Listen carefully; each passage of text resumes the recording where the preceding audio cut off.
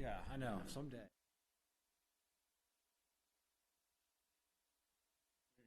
Start small. I'm gonna start small. Buy just- short books. Yeah, That's reading the before key. bed. Yeah. Yeah. Problem is I'll get like maybe 3 minutes and then just wake up to like a book hitting me in the face. My wife does. She reads before bed and then falls right asleep after a couple So pages. folks, She's very I'm sure peaceful. everybody has heard, but we're just waiting for the Zoom to get up and on board. So sorry for the delay.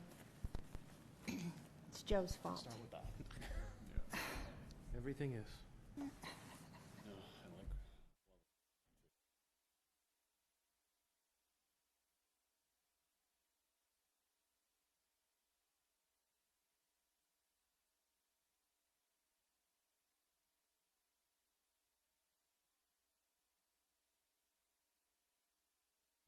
It's okay. Okay, Joe? Yep. Okay. So we're on. Good evening, everybody. This is the Monday, May 19th, 2025 meeting of the Hamilton Select Board. It is 7:05. I'm Rosie Kennedy, instead for the chair. Hopefully he will be joining us shortly. And we have Ben Galuza and Tom Myers here, myself, Rosie Kennedy, so we have a quorum and we can start. The first thing I'd like to do is read the announcements, the board and committee openings. The Affordable Housing Trust has 1 opening. Conservation Commission has 2 openings. Community Preservation Committee has 1 opening for a member of the Historic District Commission. The Historic District Commission has 2 openings for 3-year terms, 2 openings for 2-year terms, one of whom must be a resident of the Historic District and one must be a resident realtor. The Human Rights Commission has 1 at-large opening and the Hamilton Wenham Cultural Council has 1 opening. So at that, we'll take public comment for a maximum of 20 minutes, and each speaker will be allowed to speak for 3 minutes. Is there anybody in the room who would like to speak on topics not already on the agenda? Good evening, Jeff Austin, Hamilton, Mass. Speaking as a resident. Dear members of the Select Board, as some of you are aware, there is a formal complaint to the Office of the Attorneys General for what appears to be a clear violation of both Massachusetts open meeting law and basic First Amendment protections. It's important to understand that while the chair may regulate the time, place, and manner of public comment, they cannot control the content of speech once the floor is open to the public. This is not only subject to public comment, but those protections are allowed during any element of the meeting once the public has been invited. This matter is currently pending with the state, as well as response from the board or its representative. Additionally, it's deeply troubling to witness the repeated manipulation of democratic norms under the guise of procedural legality. Just weeks ago, this board, after thoughtful debate, voted to hold the upcoming special town meeting on a Saturday to ensure that all residents, regardless of work obligations, childcare needs, or mobility issues, could participate in a critical revote on a proposal that has already been defeated. For context, in the past decade, according to the town clerk's website, Hamilton's had 11 special town meetings. Only 2 of them were scheduled for weekday evenings. I've requested demographic data for those 2 meetings, but I am skeptical to justify the Select Board's abrupt shift to a Monday night meeting.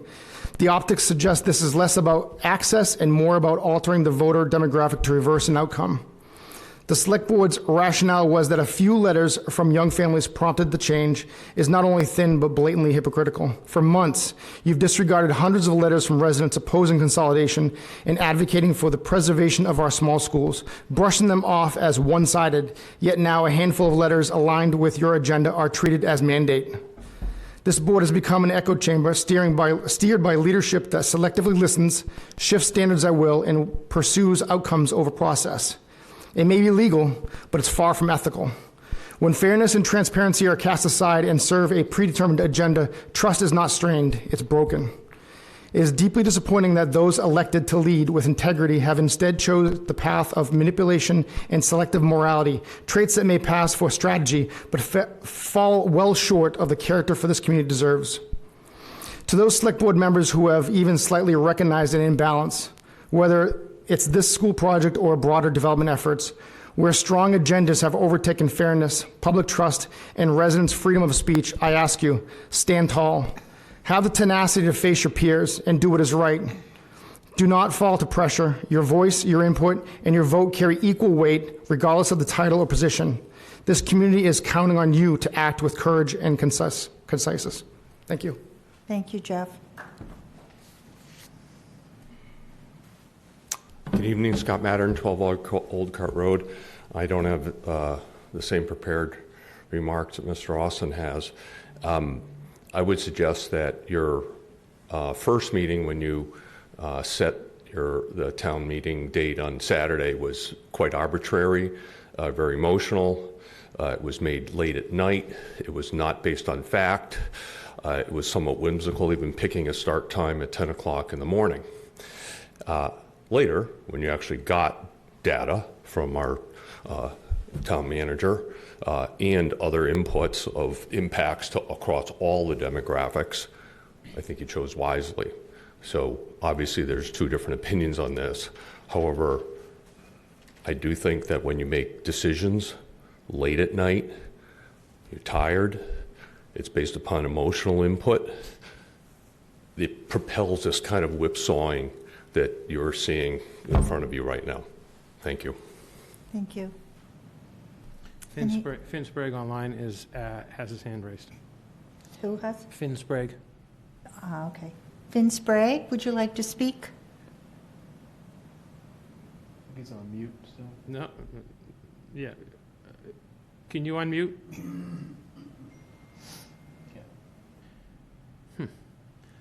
HWCAM, we can't hear speaker online.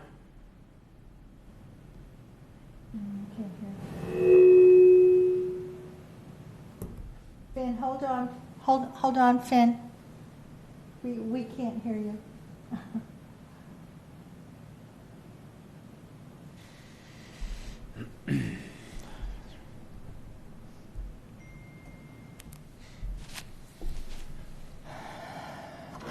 Sean, do you know why we don't have sound?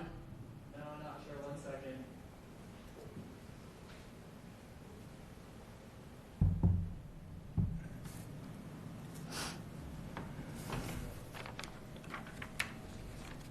Until they can fix the audio problem, I'll come back later if that Finn, would we got help. you. Finn, we got you. We just, Okay, you started here. great. Appreciate it. My name is Finn Sprague. I'm at 55 Arbor Street in Wenham. I just want to make sure that it'd be appropriate for me to address the select board in this time. Is that okay? Yep. Okay, I think I heard yes. So I just wanted to point out that I think the consolidated school is the preferred outcome of both towns. It's got the recommendation of both select boards and FinComs. It's my preferred outcome, especially because it helps to educate both the elementary kids from Wenham and Hamilton equally in the same structure. If the proposed school with its $94 million cost to our towns is not passed, the alternative seems to be a $210 million price tag to fully renovate Cutler and Winthrop. It's debatable, but I don't think we can expect significant MSBA funding for about 7 to 10 years, at which point, depending on if you think it's 5 or 10% of inflation, you're looking at $300 to $400 million for that same $210 million project right now, and that would mean a 25% or greater bump to our property taxes. The no voters that are interested in doing so because they want to keep neighborhood schools, they're imagining a future where the two towns will vote to fund these huge renovation costs of Cutler and Winthrop. That will need a 2/3 vote from Wenham voters to get those renovations. And I think it's extremely unlikely that you're going to get a vote for two reasons. One, Wenham voters would have just said yes to a 12% improvement that actually helps Wenham kids. And instead, this would be asking for a 25% tax hike that won't really benefit Wenham kids. And it's going to be cheaper for Wenham to choose instead to teach all of its elementary schools at Bucher only and only pay for Bucher. So Wenham voters will probably choose to protect themselves from these huge capital costs. And Hamilton, if it actually wants these renovations, will only get those votes if they can not have to make Wenham voters pay for it. So it will be in both towns' interest to separate the financial responsibility of these two elementary schools if this single school is not voted through. The Wenham FinCom has just recommended this separation of financial responsibility to the Wenham Select Board, and they're set to discuss this at tomorrow's Wenham Select Board meeting. And you should know that the regional school agreement is currently open for negotiation right now, so this is a possibility. And if this financial responsibility doesn't get separated, and Wenham voters are not going to vote for this renovation, 210 million or 300 million, whatever it turns out to be, Hamilton will have to wait 7 to 10 years until MSBA funding is available again to try for the single consolidated school and get the Wenham voters to vote for it. That's a decade of unacceptable school environments for Hamilton kids, right? And so I plead with Hamilton voters not to vote for that future. And I plead for you guys to please vote for the proposed consolidated school. I want to point out also, I should have said at the beginning, I am the FinCom chair in Wenham, but I'm not speaking here as a member of that, but as a public member of the public. Thank you very much for your time. Thank you. Thanks, Vin. Keep going. Is there anybody else online who would like to speak? Don't have any hands up. Okay. Well, that being the case, we will move on to the agenda. And the first item is that we need to open the warrant for the June 26th. Did we do board and committee openings, right? Did I miss that? Pardon? Sorry, my bad. I apologize. I was working on the other thing. I forgot. Okay. We just had a resident raise their hand. Did we close public comment? You just had a resident raise their hand online. Kathleen Brill. For public comment. Hi, sorry, Kathleen Brill, resident in Hamilton. It was just a quick question because those of us on Zoom didn't have audio on for the meeting until two speakers ago. Is this open comment for every item on the agenda or just for the schools item? It's public comment, so you can speak about anything on the agenda. You can speak about any matter for up to 3 minutes. Anything Okay. else on the agenda? Well, if I could take just a minute, then I'd just like to speak on the matter that is on the agenda for later, which is the town's plan for bringing a vote to the public for 3A compliance. I've been involved in a bunch of the planning board meetings as an attendee. It seems to me that we've had a pretty good plan presented to us that's near final. I would really like to encourage the town to put this forward for a vote so that the public in the town can choose to comply with 3A. We are facing a deadline by which we're supposed to comply that's set by the state, and we stand to lose a significant amount of funding, not just those things enumerated in the statute, but essentially all state funding to the town of Hamilton could potentially be cut if we do not vote to comply with 3A. I think we've had a lot of delay. I think it is time to put it to the town for a vote. I would like to be in compliance. I would like to support the production of more housing in Hamilton and do our part to address this crisis for the state. Thank you. Thank you. Erin Crowley now. Erin Crowley. Hi, Erin Crowley, 1 Appaloosa Lane in Hamilton. I just want to echo Kathleen's comments. I'm actually getting more concerned. I saw language in the State Senate budget last week that's really starting to tie state funding and grants to compliance with 3A. And as you all know, all the communities around us are starting to move forward. Ipswich just recently voted in the past week. Gloucester, Manchester, Marblehead, you name it. And like Kathleen, not just because I think it's concerning that we're not in compliance with a state law and what the ramifications are for that our town and the things that we want to do in the future, but I also think we'll benefit. We need more housing in Hamilton, and I want Hamilton to be part of the housing solution. And I think rezoning for multifamily housing is a reasonable ask for us to be able to do as a community. Thank you. Thank you. There are no more speakers now. Did you want to? I just want to make it clear that we're doing all public comment at the beginning of the meeting. So if anybody has any public comment they want to make during the meeting, this is the time to make it. Not after. We're going to do it all up front. Just for this meeting or for all future? Well, we're going to talk about it next meeting. But right now, because of some comments we've gotten, we're going to do it right now on the agenda. It's up front. All public comment is up front. Okay? Just want to make it clear to everybody, so nobody comes back and says they weren't clear about it. Sorry. Bill, are you here? I certainly. No, I'm just saying. I just want to make it clear they understood. Okay. Yeah, I didn't understand. I didn't know that either. Yeah, it's on the agenda that way. So. Right. Okay. Just want to make it clear. Okay. But no, Rosemary, you've been here from the beginning. I look for you to help me with the meeting today, not tonight. But I just want to make it clear to people before we move on to the next agenda that all public comment is up front tonight. Okay. Okay. Tosh Blake, Sagamore Street. First, to respond to something that Bill just said, I guess going forward, yeah, that's interesting. That sounds like a new possible policy change, which I would disagree with. I think it's in the past, as we've been doing for as long as I can remember, for years and years. If there's a specific agenda item, to have people speak specifically to that after it's been discussed by the board, because you'll have much more informed comments. I'm not sure. I guess you're going to explain why you would not want to have that, but it's just the school committee, for instance, has a different policy. They just have you say a comment and then get onto the agenda items. But if anything comes up, the public cannot, there's any new information or something like that, public cannot get up and say anything, respond and give their input after the discussion. So it's kind of odd. Kind of shuts out the public where you can make a blind comment beforehand, but not be really engaged with the conversation. So I'd say for a policy thing, just as my opinion going forward, to not go that way. Second, 3A, since 3A has come up, other commenters on Zoom have mentioned it. I think I'm definitely against 3A. I don't think this town or region in general needs to really be building as much as certainly the state wants. I think we're overbuilt. I just hear general vague reasons why we should build more. I think density should go in places maybe that are already dense. So if people like density, they can move to the downtown Beverly. You can move to Rantoul Street if you like density. Hamilton and other places, I think, should be kept sort of lower density, because I don't believe it's a smart or sustainable thing to sort of turn this whole region north of Boston and the eastern Mass into a conurbation of just a big city where everyone is sucking up all the groundwater and adding to traffic and making cookie cutter developments all over. You see them when you go up and down the highway, huge, giant Soviet style apartment blocks.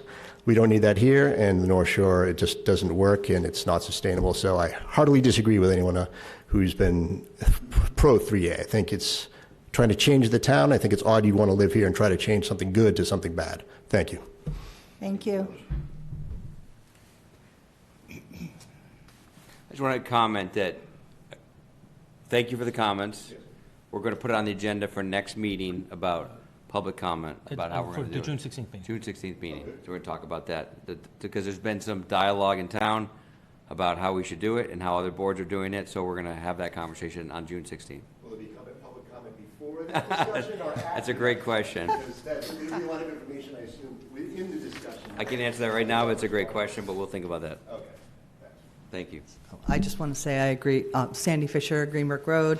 I just want to say I agree with Mr. Blake about the public comment. It's if you really do want, and we do hear that people want to have public input, and that there hasn't been maybe enough public input in certain times on certain issues. When people come and really want to speak, I think people need to be heard.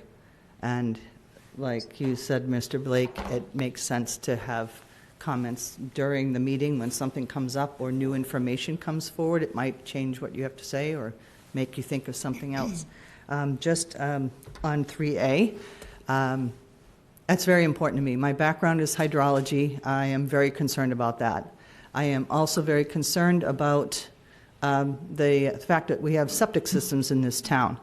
The fact that a lot of Hamilton is swampland. I mean, the water table is high. There's a lot of reasons for this. It is an unfunded mandate. It has been proven that, and there is litigation going on from other towns in the state. The grants that it's attached to are very limited. And also, in terms of housing, I'm not against building housing. I am against being told by the state what to build and where to build it. We already are putting, I think, 45 units in on Asbury Street, and I've heard this might be more, and there's also some housing, I think it's 10 units that Habitat for Humanity is putting in. So it's not that we don't have housing, and I think we have smart people on boards, the planning board, to think about the kinds of housing we need and where to put it. And I'm not against that. I am against the state telling us what we have to do, when we have to comply by, and how much we have to put in, and so on, without any help from them. So I have a huge issue with that, and I could speak on and on about this, but I won't. But I have a huge concern about the water, a huge concern about septic systems. Many of the towns and municipalities in Eastern Massachusetts do have septic, they do have sewer treatment plants and all of that. And in fact, Boston has a lot of empty buildings or partially empty buildings because a lot of people after COVID stayed home. So they've already got water, they've already got sewer, they've already got all kinds of things. And we talked about remodeling, and I know some of that has been done on Boston buildings, but basically Boston's not really being considered in the 3A. So anyway, I'm looking for options too with housing in the state. I understand that. But I do think about Hamilton particularly, and when I'm in other communities that have a tremendous amount of stress that's going to be put on them. All right, thank you. Thank you. You're exactly 3 minutes. You're perfect. Thank you very much. Good timing. So Bill Olson has arrived, and he, as the chair, will take over. Thank you very much. Yeah, sorry, I was at an Ed Fund event tonight, which is we have a lot of things going on in town, so sometimes they are on the same night, but a good fundraiser for Ed Fund tonight. So we are going to move to board and town manager reports. This is the next item, but we're going to be assigning that tonight, so I'm not sure if people have comments on that before we do the assignment, but I will open it up if Rosemary or Tom or Ben have any reports tonight. Go ahead, Rosemary. I just have just a comment about the meeting at the COA last Wednesday. Looks like the wall has been started, and everybody's very optimistic about that, and they're looking forward to the rest of the improvements, and we'll keep everybody posted on that. So thanks for starting that, Joe. The wall, the permanent part of the wall should be finished this week, and Tim is ordering the part that will open and close. The accordion. Yeah, that's great. We're working on it. Nothing for me. Thanks, Bill. Nothing for me tonight, thanks. All right, we will move to the agenda item. So we're going to discuss the June 26th special town meeting. In order to do that, we need to open the warrant. So do I have a motion to open the warrant? I move that we open the June 26, 2025 special town meeting warrant. Second. Do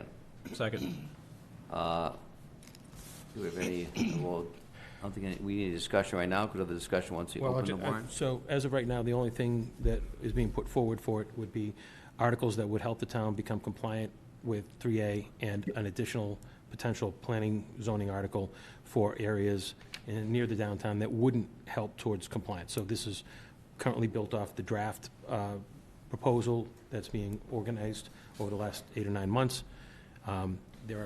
It's important to remember that there would likely be 3 votes at least, one for a parcel or parcels on Upper Asbury Street, one for a portion of the downtown that would help the town, if it were passed, get towards 3A compliance, and one for other parcels downtown that are not going to be part of the 3A compliance. Okay. All right, so we'll do a roll call. You don't need to, is Bill Wilson not on at all tonight? He's going to try to get here, but he was being held up, so. Okay, so we'll do all those in favor, open the warrant, say aye. Aye. Aye, all those opposed? So 4-0.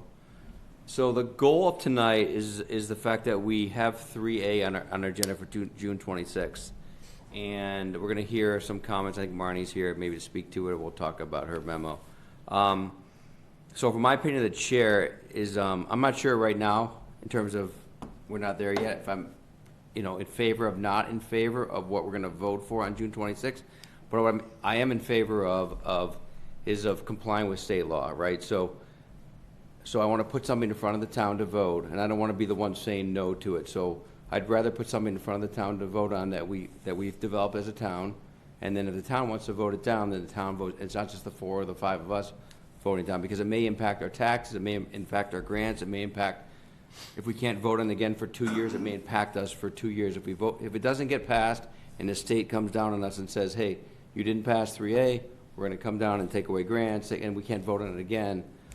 So I'm sort of in favor of having the discussion of, should we put something on the warrant and vote on it, so the town gets to decide what we do with our tax dollars and with our community, rather than the 5 of us. So So I want to, that's the discussion I have tonight, is that, do we think it's up to the five of us, or do we think that it's up to the town to decide what we do with 3A for the next 2 years, until we can really decide what to do? So that's kind of the thought process I have, and I sort of want everybody's comment, and then we can let maybe Marnie speak on where planning board is at.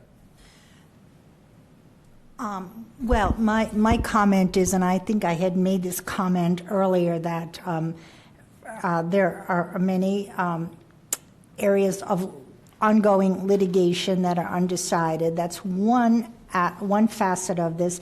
And the other facet is, realistically, I read the memo from the planning board very carefully, and they're not feeling like these districts are ready for a town vote. And just my comment is, I certainly agree with the importance of having voters make the decision. I'm also concerned that there are so many questions that remain. Do we have enough of a product to be able to present something to the residents? And I hope to have some clarity from that tonight with more discussion from Marnie.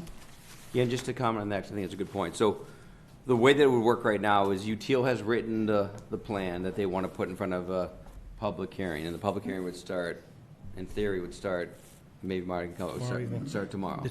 It's advertised for the beginning And tomorrow. we need 1 or 2 public hearings for. It's one public hearing. They can continue it to a second night, or they can continue as long as they So want. yeah, so the goal is, do we continue the process, and maybe in 2 weeks, the June can say no, but so there's a public hearing scheduled for that to happen, right? If we put out in front of the public and we get lots of comments here and there, we can continue to make the dialogue, but to stop it right now, in my mind, doesn't help the process, because if it has to start up again, we might as well keep it going as long as we can until we hit a roadblock, rather than stop it now and then put it on a shelf, because people are working really hard to get to a point. And it's always good to keep the dialogue going, keep the public comment going, but yeah, I hear you, and there is a lot of questions and open answers, but I think by keeping that discussion going, we maybe can ask the questions and get the answers, but, Tom? Yeah, I agree with you, Bill. I agree that we should let the voters decide. It shouldn't be, 5 members of a select board or 7 members of a planning board making the decision. It should go to the voters. I'll have probably more comments and questions after we get a chance to speak with Marnie. Okay. Okay, just to fill you in. Sorry, Ben's going to go real quick, sorry. I apologize. I don't have anything unique to add, so I'm ready. So, Thanks. Joe, you think we should, you want to say anything about the memo, or you want to go right to? Well, she's here about the memo and how it impacts what you guys are doing. All right. I'll Thank you. just to give you Yes. a little bit of our schedule, Thank you. because this is really the conundrum. And I want to Marnie, start. I'm sorry, Marnie, could you speak into the microphone? I want to start out by not casting blame on everyone. I think that UTIL has worked hard, the planning board has worked hard, but in my mind, we're out of time. So we have our public hearing scheduled for tomorrow. Although UTIL has given us documents, they're not final. And so at our public hearing, we will be discussing a document that is not responsive to the planning board's comments from last Tuesday, May 13th. So we don't have a final document. So that to me is anomalous right there, because the public will not have a finished product. So I have before me the planning board schedule and also the schedule that Joe proposed back in the day. So after our May 20th hearing, public hearing, our next meeting is June 3rd. And on June 3rd, the planning board, at least pursuant to this schedule, is to make a report and recommendation to the town. And it's my opinion, and it's shared by the planning board, that we really can't do that because we don't have a final product. And some of the components of the form-based code in particular are not completed. And so you have in your packet, or it was sent, I think later today, Robin Stein's comments. She was making comments on an earlier draft of the documents, and she had many. So to resolve all these issues, I don't think it can happen by June 3rd. And UTIL sent a memo, and it said it would have the final document by June 6th. Well, that doesn't comport, well, the warrant has to be closed on June 10th, but the planning board has no meetings after June 3rd to deal with a final product that's filed on June 6th. So these are very practical considerations that are not amenable to easy solutions. It's just a fact of life. And so there's also now, with 3 warrant articles, I think some confusion of where the form-based code, how the form-based code fits into the votes on 3A. So that's another anomaly. But there's no way that we can educate the public about what the final product is by June 26th. Now, that said, here's the question. Do you just throw something at the voters that they don't understand, that the planning board can endorse, and get a predictable no vote so that the town's not in compliance? Or do you postpone the special town meeting until such time as the litigation is resolved? And it's my understanding that the town of Hamilton is actually thinking of commencing litigation, in which case it really, if you're commencing litigation to say that the metrics set forth in the executive office's regulations are inapplicable to Hamilton, do you really want to risk at some point an anomalous vote that would endorse 731 units if at some point in time that number was greatly reduced? So if the town is thinking of litigation, there's litigation from 10 citizens of Hamilton that's raised some very interesting issues. It's not an easy call. I mean, you can put. Can I ask a question, or Sure. are you done? Well, I'll let you finish first. But I have a couple questions. I'm just going to say, you can put my comments on one side of the ledger, and the public policy kind of thing, let the voter decide on the other, and you have to weigh those. It's not easy to do, but in terms of what the planning board's role is, in the absence of any kind of final product, I can't say that the planning board can say, yes, we endorse this wholeheartedly, because the components of the form-based code in particular are not final enough for us to really endorse them. So I hear you about the litigation. Two-part question. I hear about the litigation, but we've always decided as a town we're going to do a parallel process, right? So even if there is litigation, it's a parallel process. It's not a separate process. Well, the one difference, though, is there's litigation by other towns in Wenham and whatnot. Right. But then there's litigation where the town of Hamilton is plaintiff. Right. That's pretty Correct. different. And there's two things that our attorneys have advised us on if we go that route. One is that we can put language in our article that says, if the courts rule on a certain thing, it will be retroactive to what we vote on, right? So that's one part of the language. Well, actually, that's not in there now. It's only in there with respect to the satellite district on Asbury Right, it's not in there now because we're still working on it. Number two is that, and we're not at the point yet, number two is that we can always vote at a subsequent town meeting if the law changes. Right now, we have a very specific law that's passed, it's in legislation. If that law changes, we can vote at a future town meeting to change our zoning to comply with the new law. So we have the ability to always have a town meeting and change our zoning bylaw to comply with the law if it changes. So those are two sort of remedies we have. Right. So what I'm asking you, if that's the case, we can debate whether that's fact or not fact. But if we have two remedies to cure it based on litigation, my question to you is, you gave two options: vote on it on June 26th or wait till litigation. I'm saying, what's the middle ground? What's the date of when we will be done as a planning board to recommend it and to go through it? What date is that? Well, I don't think it's by June 10th. But when is that? Well, it's not June 10th, and that's the deadline. I know, So, but if you're asking us to move special town meeting to a different date, what date would you ask us to move it to? well, if we had more time to educate the public and particularly about how the form-based code is applicable to what will become pre-existing non-conforming uses. The people who live in those areas really want answers to those questions, I presume. And what's in the draft that we have in front of us now is, I hesitate to use the word incomprehensible, but it would essentially be incomprehensible to a layperson. And it was really some of our planning board members who are architects and planners could see through that language and what it entailed, and it's not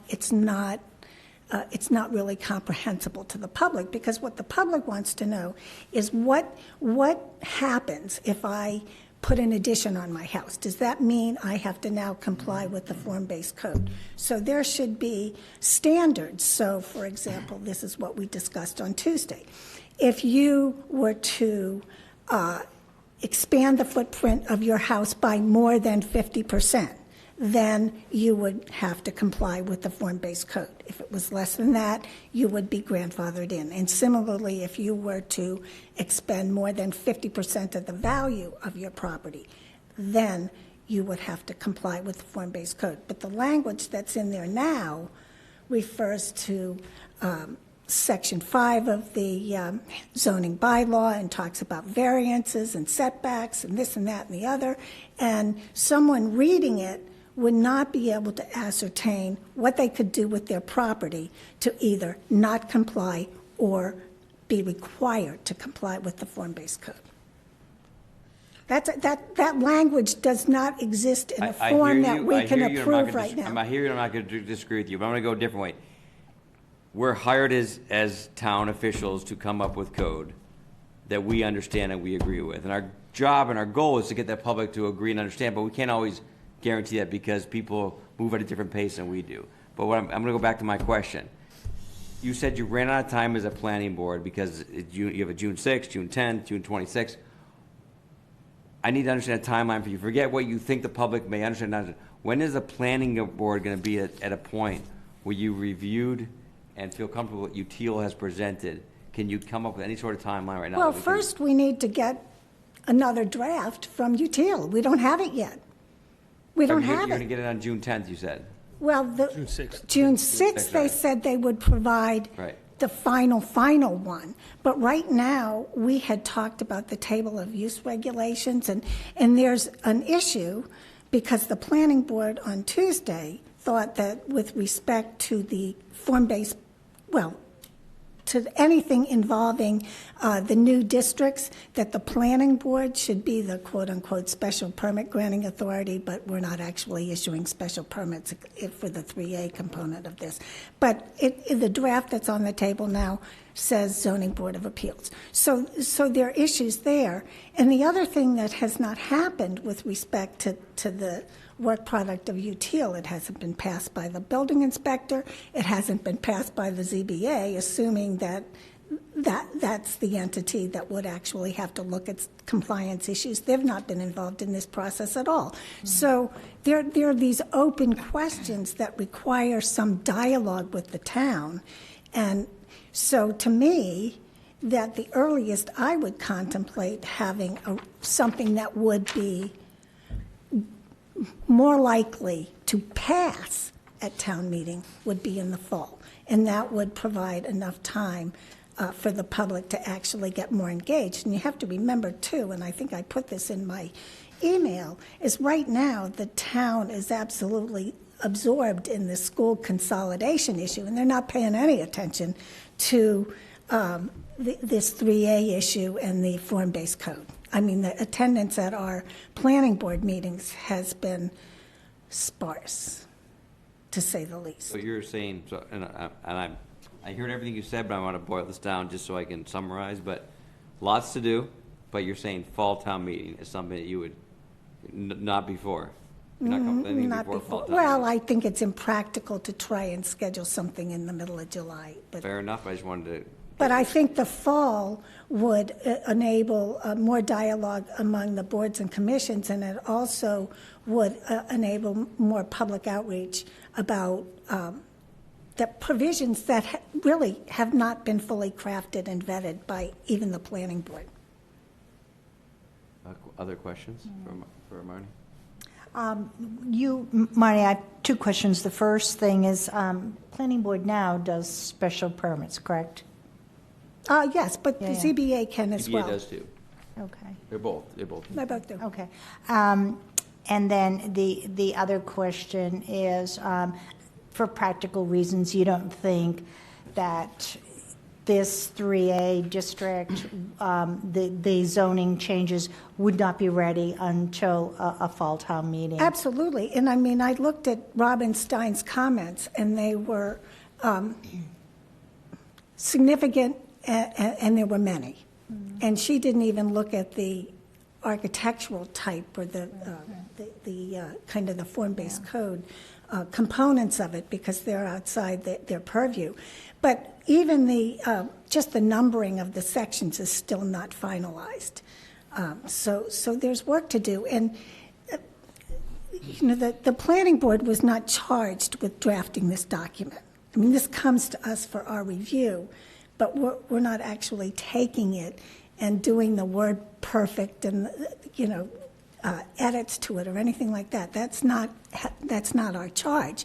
But there's just a lot of work to do, and I think that it's the building commissioner should probably take a look at this and see if he sees any flaws in this, and so that's my pitch. And Emil has been very much involved in this, as you all know, and he has really in-depth knowledge of how form-based codes work. And so if I don't know if you wanted to add anything to what I said, Emil, but...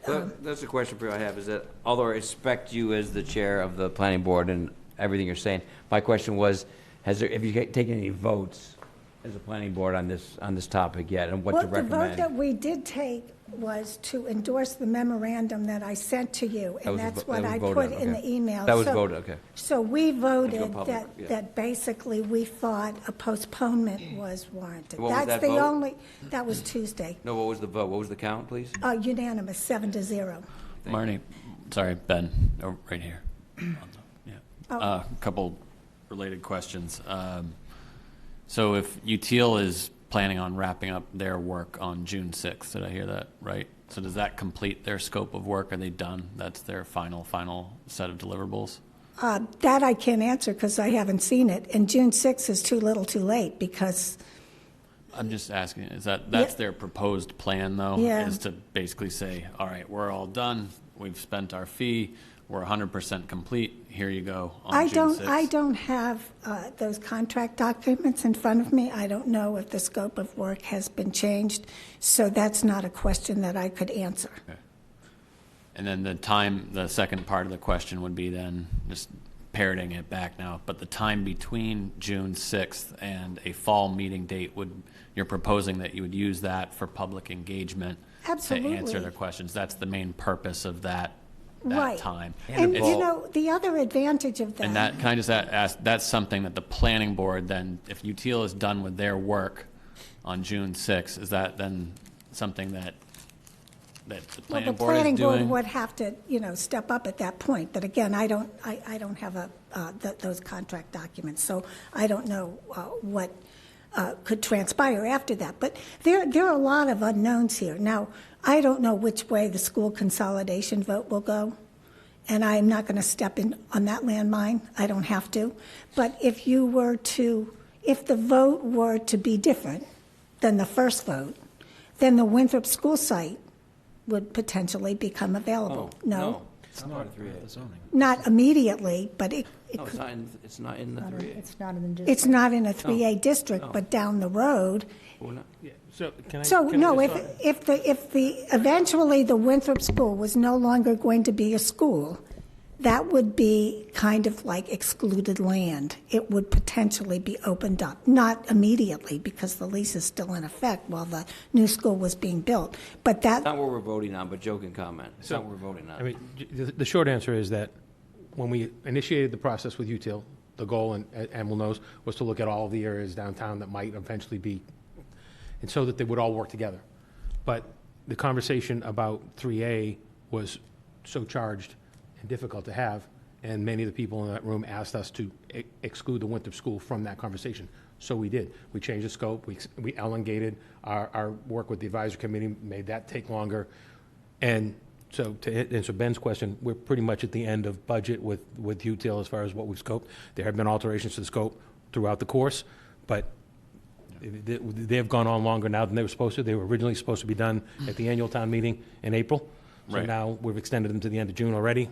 So one more follow-up then. Without more money, we wouldn't have UTIL after June 6th. All right, yeah, that's kind of where I'm going with that. Thank you.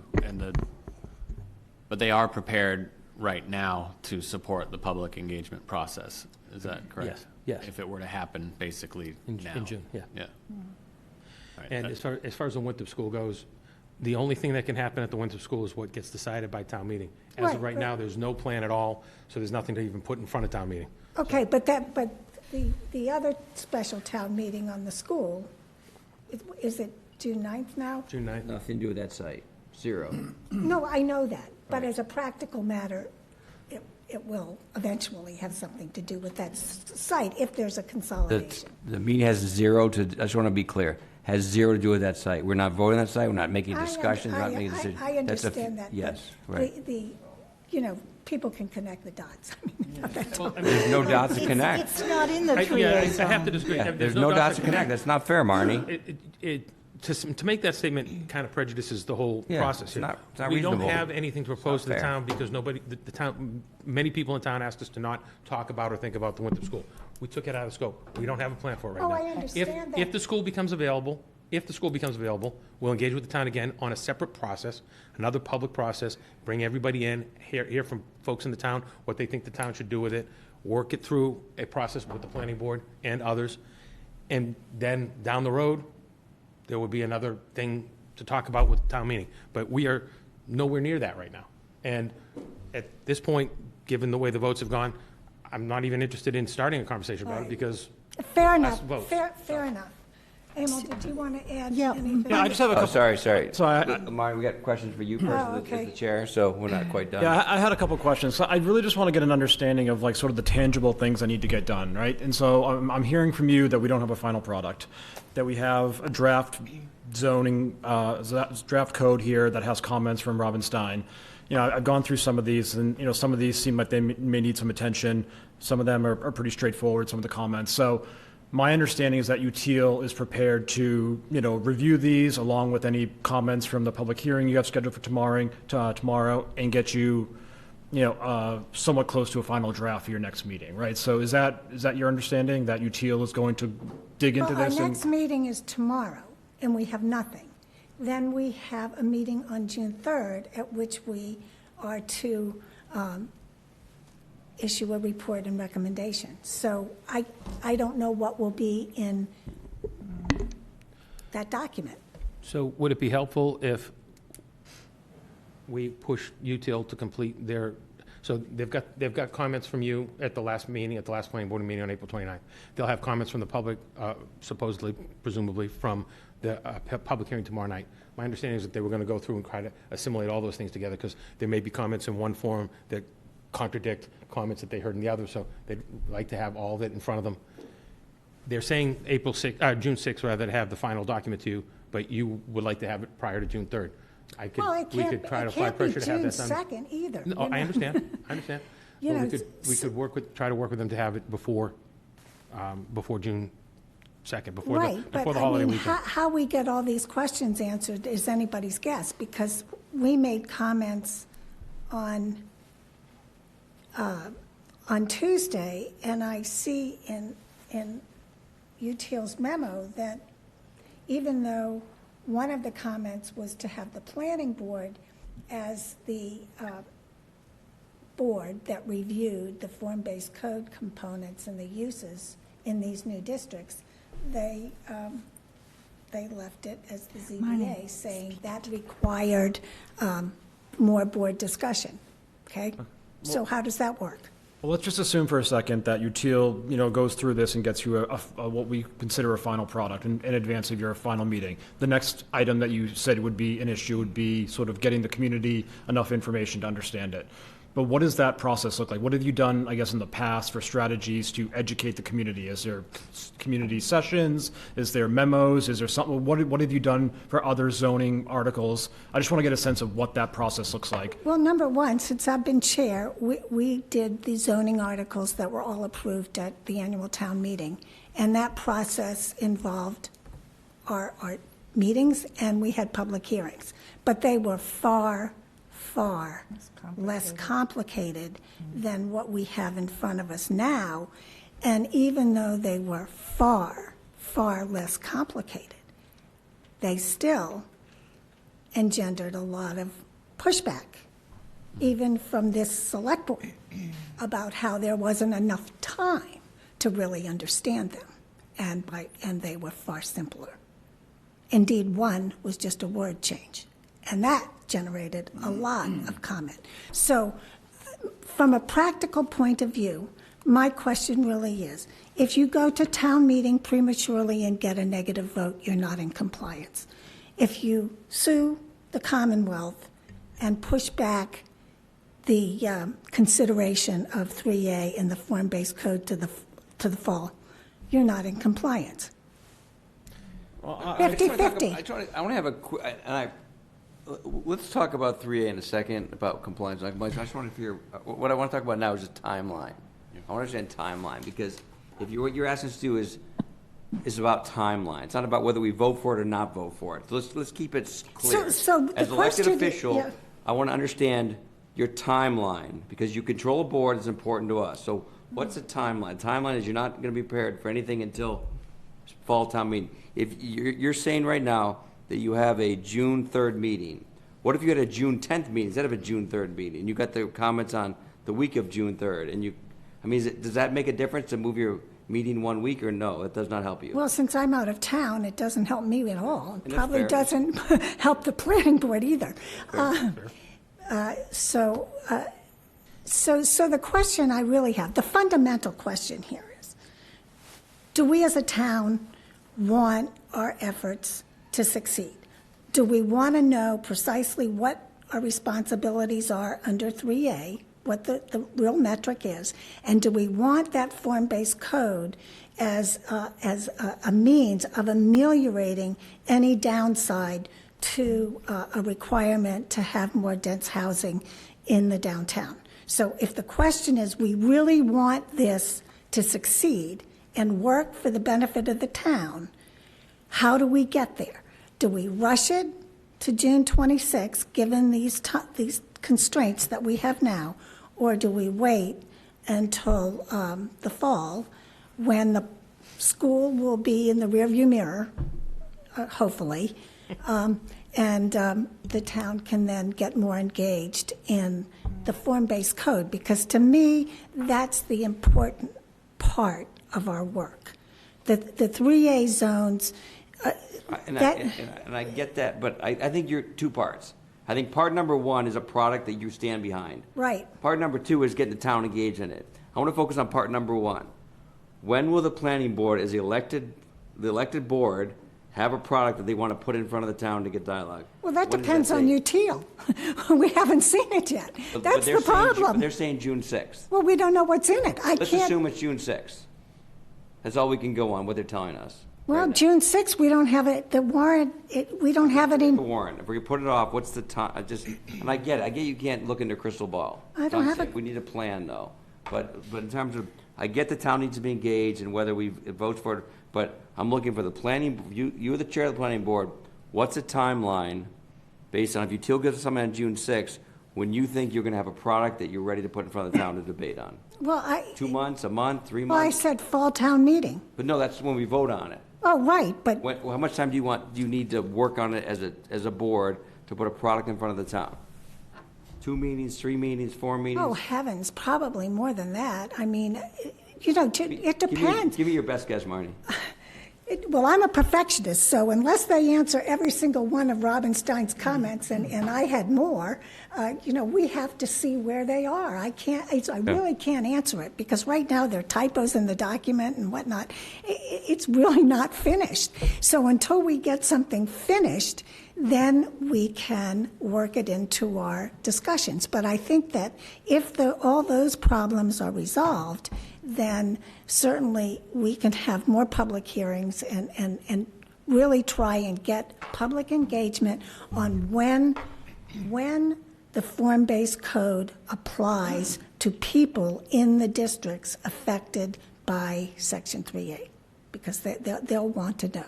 And I think that they'll be likely to pay more attention when the school business is out of the way. Yeah, I just have a comment. I read the proposal, and I try to keep up, and it was really, to use your word, incomprehensible in many areas. And I think it's important that we present zoning districts and the zoning bylaw that will be understandable, and that will have some gravitas for people. They will understand what the consequences are. I think that's really important. Well, see, what happened here is when UTIL undertook the public engagement, they tried to present the form-based code, but every meeting was derailed by the hostility to 3A. So it became just a forum to vent about 3A and not an opportunity to really see the design components of how the UTIL was going to ameliorate any undue harm from the increased density. So that's what they have done in the document. So there are many good things in that document. They have floor area ratio and height and setback restrictions and all of those elements. But if the public doesn't see it and doesn't understand it, it'll just be a straight 3A, yes or no. And I completely agree with you, but I think we're once again getting stuck in this part one, part two. Zoning is very complicated, and that's why your professional's looking at it. And it's never going to be written in a form that everyone can understand. That's part two. Part two is communicating to the public and understand. But part one is putting it on paper that you're happy with as professionals, as elected officials. So that's why I don't want to get confused. I agree with you, Rosemary. Zoning bylaws are very complicated. It's our job to explain to the public to get them, but it's not going to be written in a way that's easy to understand.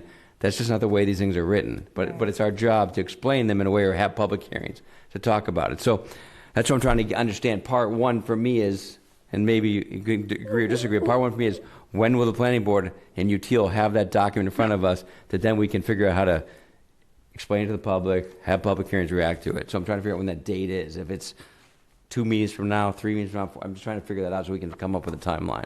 But that's and I apologize for hitting that issue, but that's really what is important to us, is that when that document will be ready for.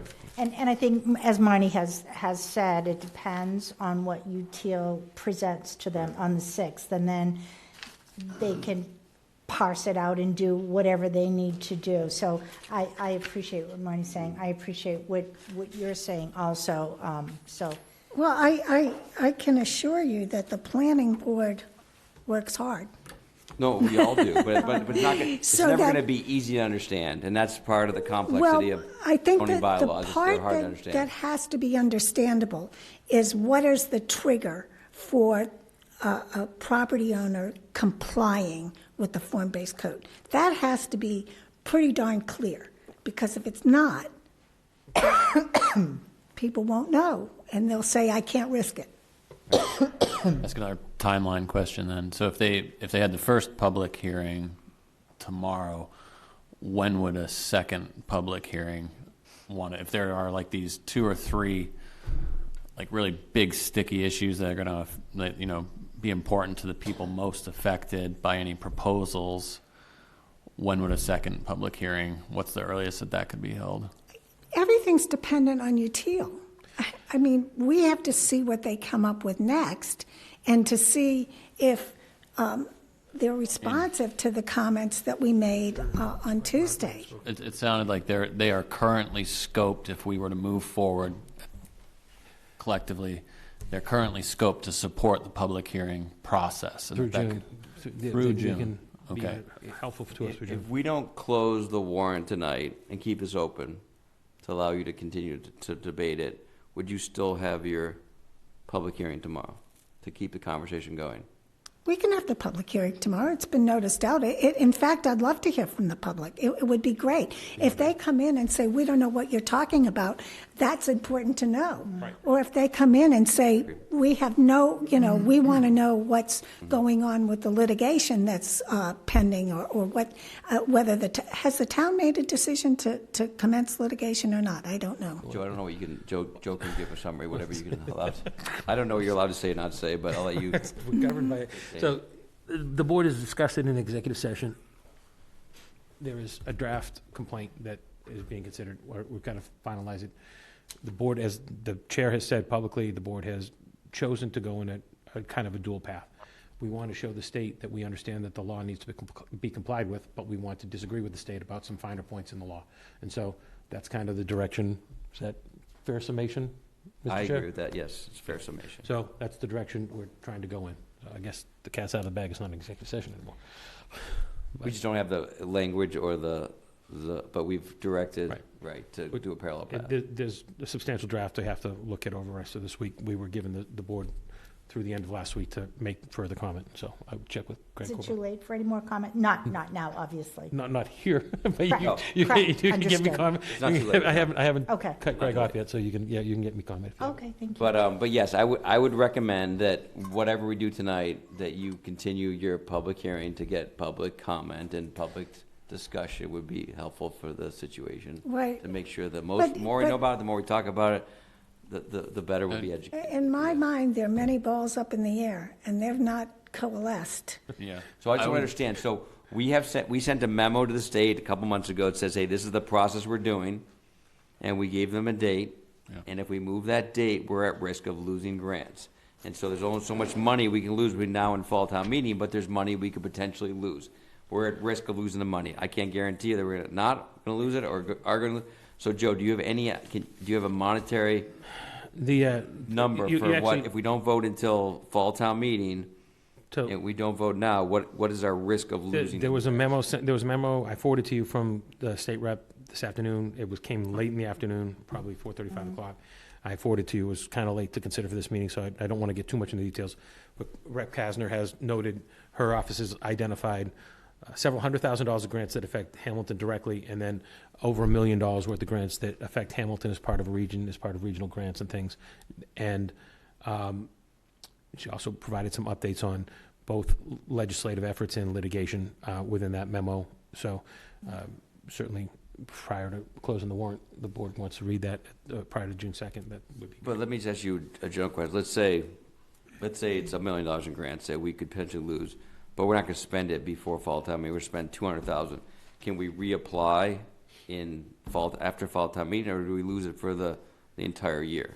I can't say definitively, because the state has basically said, you'll lose these grants if you're out of compliance. They have also indicated that once you're in compliance, you're eligible for grants. So it would seem to be the case that you could reapply. You may even be able to resurrect grants that have been taken away. That's all unclear right at this point. Unclear. But if the town votes no, you're not in compliance, so. That's true. Just having the vote Right. doesn't guarantee compliance. No. That's the point I'm trying to make. That's true. 100% correct. Right. Joe, can I just ask, is the grant for the town hall, is that already been awarded? The grant, we signed the contract document for it, but I will note that there are 2 other towns that are considered out of compliance right now with the state, and they had grants that contracts had already been signed, taken away. In one case, the community had spent the money. They went to the state and asked for the reimbursement, and the state said, nope, we have a note here that you're not in compliance. We're not going to pay that grant. I see more litigation. Yeah, That's a possibility. The current precedent right now, based on what our attorney told, is that if the check has not been cleared by Hamilton, you could get it taken away. It's not about being awarded the grant. Well, I guess I'm talking about It's the about other being funded the grant, right? The funding is the issue, not the award. the funding. And, So and the administration has made it clear that all state-funded discretionary grants are on the table, even if they weren't included in the legislation. And the DOER $500,000 grant for Town Hall is a state-funded discretionary grant. Okay, and it is, and we have not. We haven't received it yet. No, it's a reimbursable grant. We have to spend the money first. So once we spend the money, we'll go and ask for our reimbursement, and if we're out of compliance at that point, we won't get it. Well, we may not get it. I won't say won't. We may not get it. Right. I mean, okay, I'll just, okay. So I think we'll go around the table one more time here, but the goal tonight was to decide what we're going to do on June 26th. I don't know that we're ready to decide that tonight. We don't have to decide anything tonight. We can decide it at our next meeting, correct? We Joe? can continue Yes, this we can discussion continue to it. keep the warrant. I'd urge you to keep the warrant open till. But I'm not still at the point that I'm willing to, as a board of 5, make a decision that might make all of our taxpayers pay more in taxes because we lose our grants.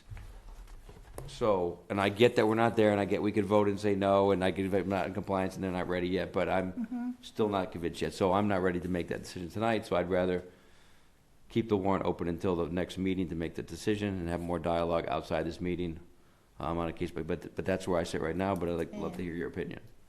And I think, Marnie, you would have more information for us in 2 weeks, is that correct? Well, June 3rd is, that's the date for the planning board. And So when's whatever we have in front of us, it has to be before us sufficiently in advance so that the planning board can We review. have the planning director on the call. We can ask the planning director if they think they can push UTIL to get it quicker than June 3rd, I know she says not June 2nd, doesn't help me out, but, and maybe, is okay for me to ask the planning director your question? Oh, of course, Okay. and just Yeah. when, Yeah. what is the date of our next meeting? So that might help us. We meet June 2nd. They meet June 3rd. 2nd, okay. So, Joe, can you ask the planning director? He's already on mute, off mute. Okay. Mark? The question is, can we get them to go faster than June 6th or June 3rd? Yes. I'll have to talk to them, obviously, but I think, yes, we could pressure them to be faster than that. Okay. We have a call with them tomorrow, right? We do, yes. We'll make that a part of the call. Do you want to add anything, Emil? I don't know if I'm allowed to speak. Yeah, Emil was. sorry. I missed the public, public audience, but. Yeah, you get if to you be, don't I mind. just want to make sure we're done with Marnie before, but yes, please, Okay. thank you. Good. Emil Dahlquist, Planning Board. I think what's grossly misunderstood, not by you folks, but by most here in town, is the complexity of this. We're taking a brand-new code. This is a prescriptive code. We have currently a proscriptive code, and they're quite different. And what has happened, as Marnie pointed out, it was the convergence of the 3A and the Winthrop School at the time that this project got started, which was the time for getting public engagement, getting the public involved. That was at the front end of this whole project. That got derailed and tainted. The real prize here is the downtown code. It is not 3A. It is the downtown code. And the whole reason that we switched to a form-based code is to be an antidote to something like a 3A, to avoid a project that the people here in town do not want to see, whether it's a mega building or high-rise residential units, whatever. And what UTIL has done is a good job in really protecting the town. This is really a protective measure for the downtown in Hamilton, and it would provide economic growth. That was the process. It heavily relied on public engagement. That got, if anybody here attended any of those meetings, that got derailed by those who said, we don't want to talk about that. We want to talk about the 3A component. That's fine. I would like to see 3A come to a vote. The problem is this vote is going to go down because there's confusion about what the code is and is not in relation to 3A. Now, I would be surprised if 3A passed. That's not my call. It's not your call. So I'm happy to get this in front of the town. The problem is going to be this code is going to go down, And I don't know when it can be resurrected again in the future, but now it's completely tainted because it's considered by those during the 3A debate to be a Trojan horse. It's bringing 3A into the town. And that, in fact, is exactly the opposite of the whole idea of doing this form-based code. The issues that we're coming up to now, and I'll just mention, we had a pause of a couple of months. The planning board has lost 1 month. That code was to come to us in December, and we delayed a couple of months. So we had still 4 months to get to an April town meeting, or potentially even a couple of more to really wrap it up. By having our first draft in the first week in April, we are down to 3 months or less to make a decision on it. Now, UT will say, yes, we're going to meet your deadline. You tell us, we could talk to them tomorrow. They say, yes, we'll have it for you on this day. But the problem is two things. One, that the planning board can agree to it. We have to take a vote on that. And frankly, we're not all in complete agreement on that. So we have to, as a board, be convinced this is the best thing for Hamilton. We have not taken it for a road test, which means we're going to take their code and we're going to actually look at parcel by parcel down in the various districts and say, how does this work? What is the result of this? If we take their metrics and we do the calculations, the FAR, floor area ratio, how big a building can you put on a particular site of 20,000 acres? Because they've calculated it all and they've done a great job. And I'm not here to blame anybody. I'm just saying we are in a real bad predicament where if we proceed, we're going to lose everything. We're going to lose everything. The code. We may not even get a positive vote on the planning board because you're not before done. we go down, I get the doomsday, but I get the doomsday. I don't think you do. Let me take it back a couple of steps. This is a state law. It's been passed. There's how many communities are in? 133 have already passed. Yeah, 133 have passed. This has happened, and 130 communities have passed 3A. So Right. for the public listening to this is not doomsday. No. The 130 communities that are bigger than ours, smaller than ours, different shape, have passed 3A, and they passed in a way that the community agrees with because it's passed. So I just want you to, if you can preface that when you make your comments, that this is not doomsday. This is just a process we need to go through, right? Well, it's doomsday for the form-based code. It's for the code. It's gone. So, and you can resurrect that again, and that's the crash and burn idea. So let it go. It's what Milton did. And then can you resurrect it again in the future? Or people are going to say, no, we tried that. Let's not spend any more money doing that. That's the big thing to lose here. Are we going to lose $200,000 or whatever in a grant? I can't say that. And are they going to penalize if the town does elect to pursue litigation? Are they going to penalize towns that are trying to find resolution through litigation? That sounds really unlikely, but they could. It's happening. And what could happen? It's likely. And what also could happen is that the vote goes down. We lose everything. We lose the form-based code. We lose the 3A in June.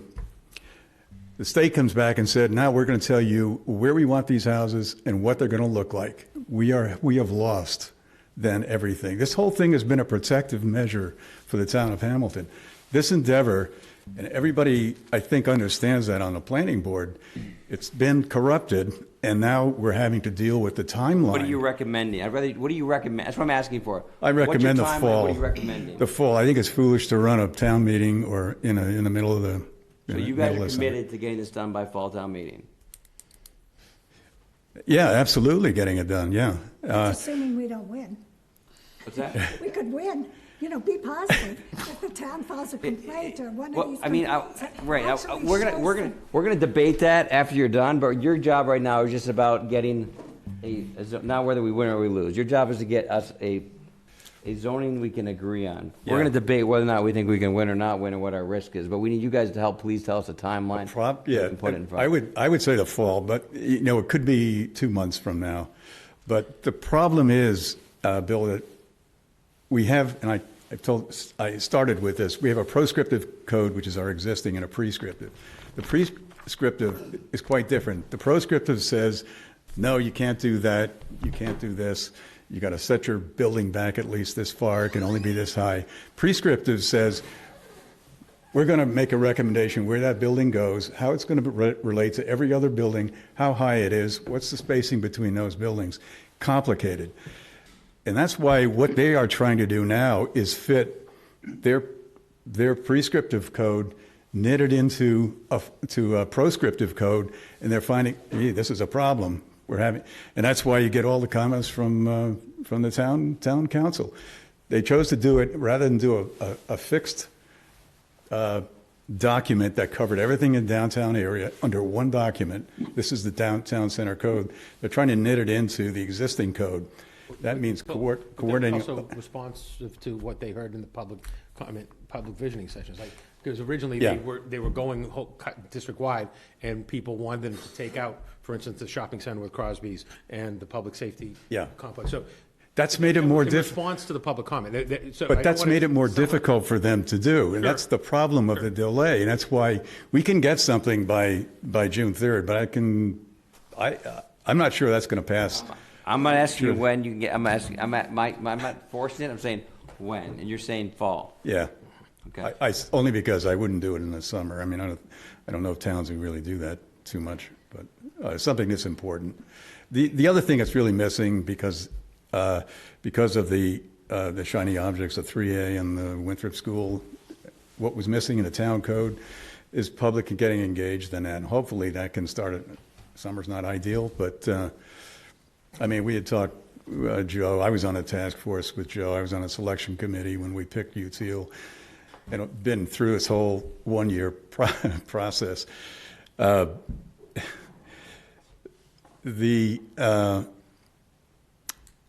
forgot what I was going to say, but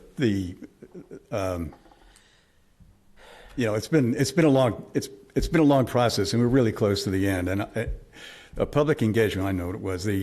We had talked about because there's a couple of other towns who were going through this 3A process and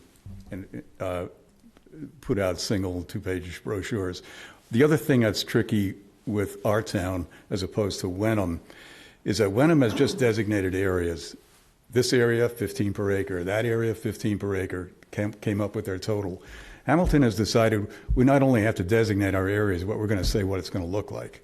Now, that's a big jump and very complicated to do it. So you build houses, you can't do these kinds of houses. You can't do 5-story apartment buildings. That's not going to fly here in Hamilton.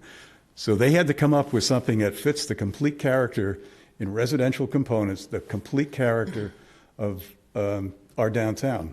And they were very good at it. I can tell you that, from somebody who's been in the business a little bit. So, Yeah, I mean, we did form-based code as an advantage to Hamilton, not as a disadvantage. Exactly. We think it'll be an advantage to us to and my fear is it's going to go down, and I'm sorry to be a doomsday, but I think I thought right to the end we can kind of pull it off, but because of the short timeline and some of the debates we've had on the planning board about some very important issues here that are not fully resolved. And but by fall town meeting, you'll be very positive.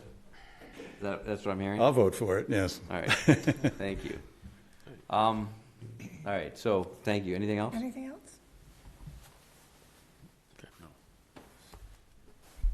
Thank you. So Joe. Thank you so much. Yeah, thank you. Thank you. So Joe, we have the ability to table the vote until you've opened the warrant. next. You can table till the next meeting. Close it. Right. We're going to have the public hearing tomorrow. We're going to talk to UTEAL about pushing them their to move faster. response. Mark will be able to report back to But us. we're still not after tomorrow comfortable night. that we're all going to get it all done based on the planning board. We have the ability to put on a warrant without the planning board's Yeah, we could talk. We support. could talk you through that if it comes to it. I think that we. If we wanted to. I think I'm we just have saying to. we have the ability to. This is facts. Let's get through tomorrow and see Yeah. what happens. Okay. And But I mean, let's not I mean, start with negative. right? So I mean, once again, I appreciate everything you're doing, but I just want to make sure, like, once again, it's just about us making a decision that affects the town, and so who makes the decision, us or the town makes the decision? But I just want to sort of talk about it, right, in general, and get comments from the board.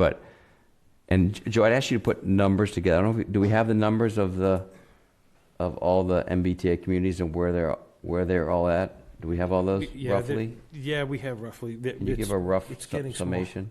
Yeah, so there are 133 communities that have passed it. There are about 30 or so that are in interim compliance like us, that they've filed a plan with the state and said they're working towards passage.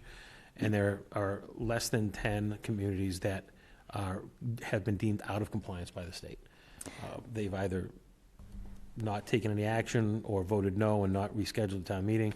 We've also, in that group of 133, there are several towns near us and similar to us, Georgetown, Ipswich, that had multiple votes. They brought a 3A compliant zoning to the town meeting. It was voted down. They rescheduled and brought it back again, and it was voted up. So there isn't a concern about not being able to bring something back to town meeting if it goes down to June 26th. You can bring zoning back. You might need to make some modifications to it, but you should be able to bring it back, and the state is working with towns to help them get their votes back to town meeting. So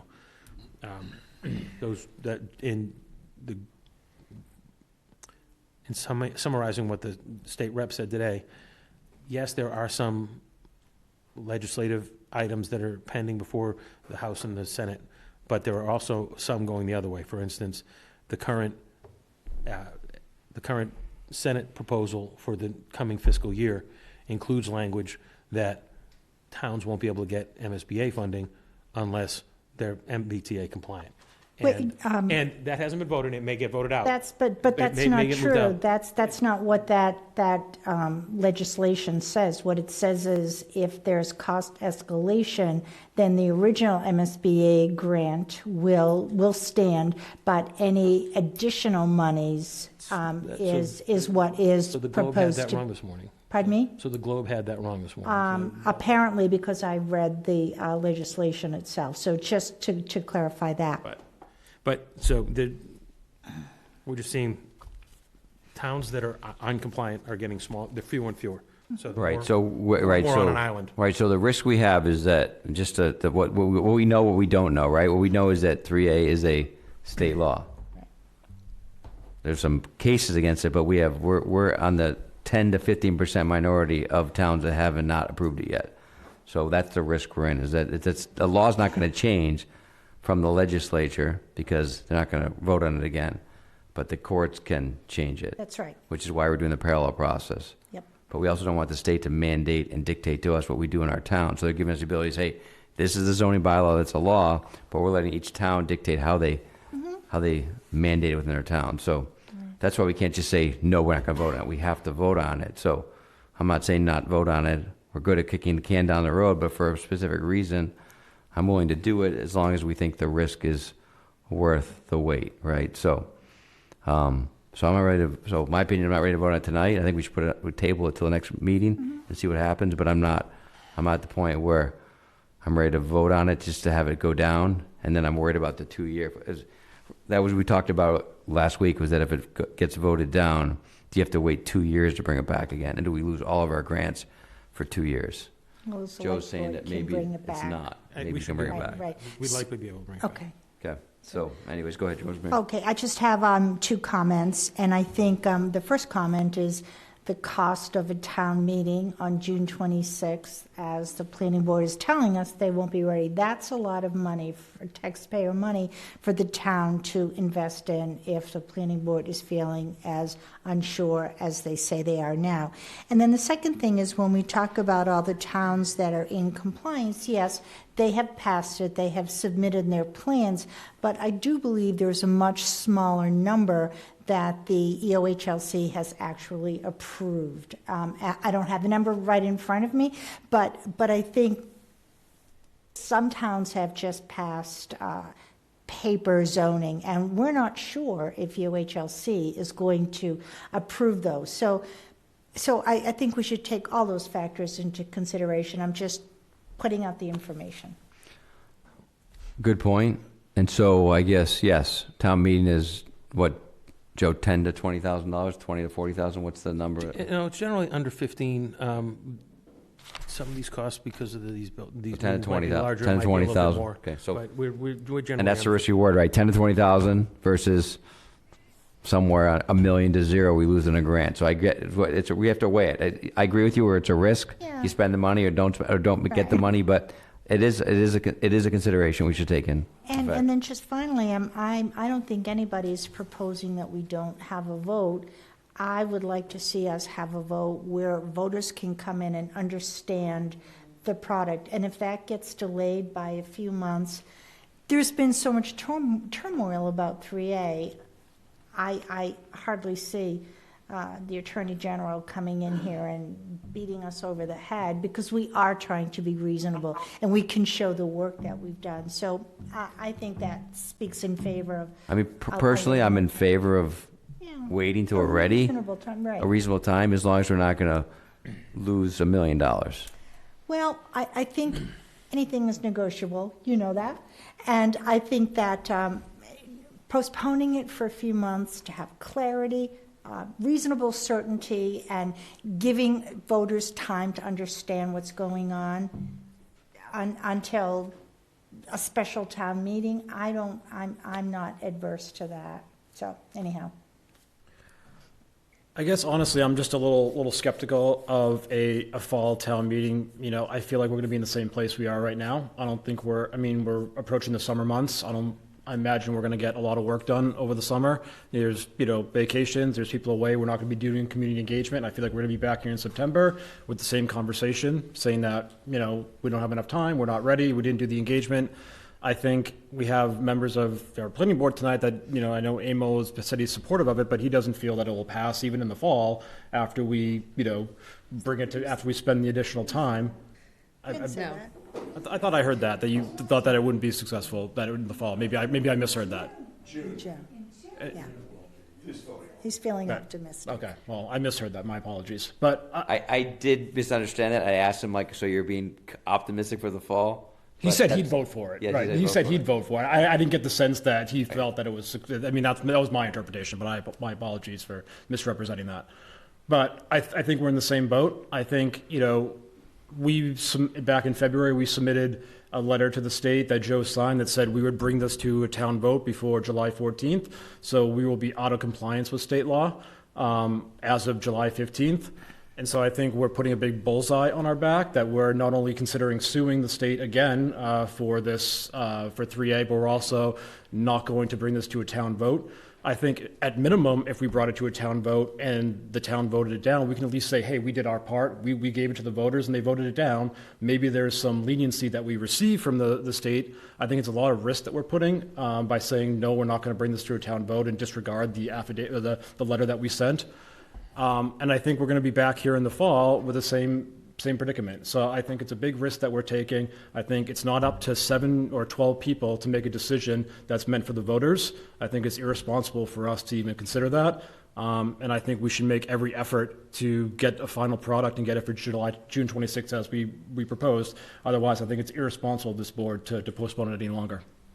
Thank you, Tom. Ben, anything else to add? The statements that have been made pretty much cover the bases. I think the only other risk that I see is if the AG's office goes more of the enforcement route. I don't know that we've really talked at length about that, of what that would look like if they decided to make an example out of us. Well, we're not saying no. We're not saying we're not going to vote on it again. What we're saying is we need a little more time, and we're certainly... But specifically, though, to the July 14th deadline. Well, right, but that's... Going past that. And but that's an arbitrary deadline anyhow, and that's what some of the lawsuits are claiming, and there's some validity to that, right? I'm just kind of thinking about the fact that we've put forward a good faith effort. The planning boards worked their butts off to get us as far as they have. We submitted a memorandum to the state saying here's our timeline, our good faith process that we're going to go through to try to get this before the voters.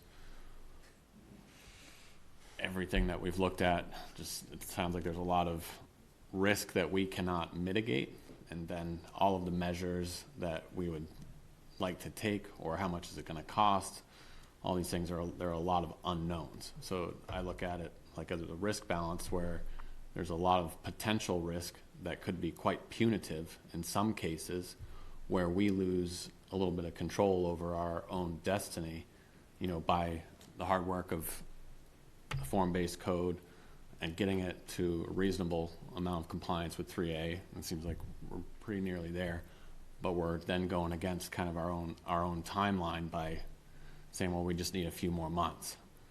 And I think that creates more risk exposure for a bunch of unknowns that we don't have our hands on. You know, we can't grab it and say, well, it's only going to cost us this much if we don't comply, you know, or at least try to comply with our timeline even. I think